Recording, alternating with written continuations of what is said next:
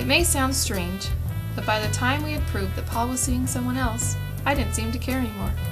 The nightly calls apologizing for working late were growing more and more frequent, so I decided to take matters into my own hands.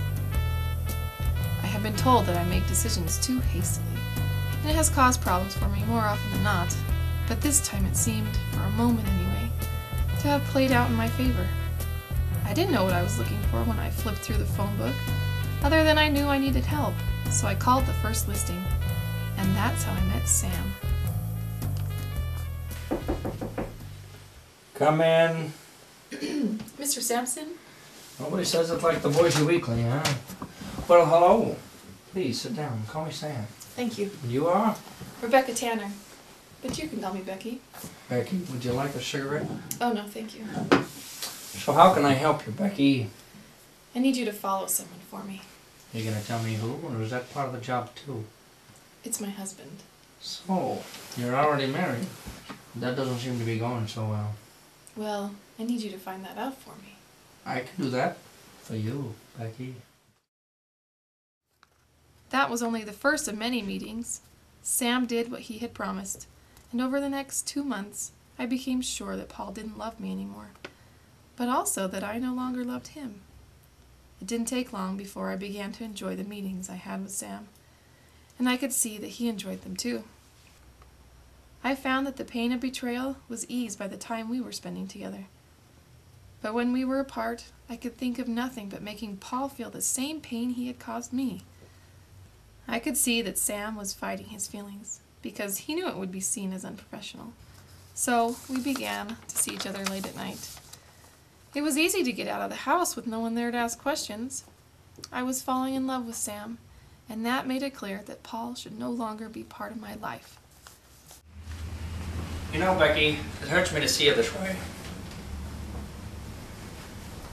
Sam, can I ask you something? Sure, anything. Do you love me? Every time you ask me that question, I tell you the same thing. Of course I love you.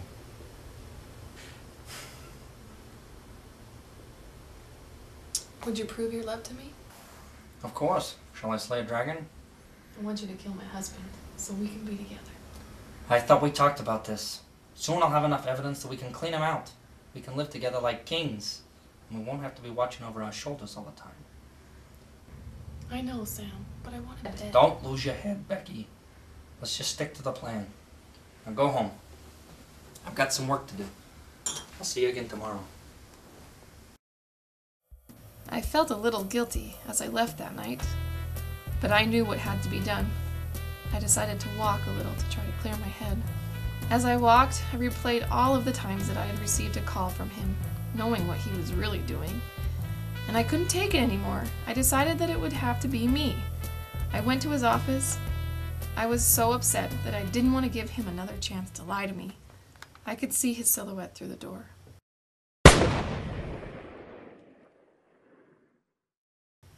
For a moment, I felt the release that I had longed for. I opened the door to take one last look. Becky? Sam! Hello, Becky. Sam, what are you doing here?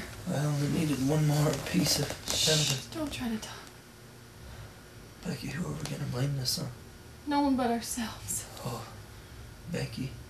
Say it again, Sam. Becky.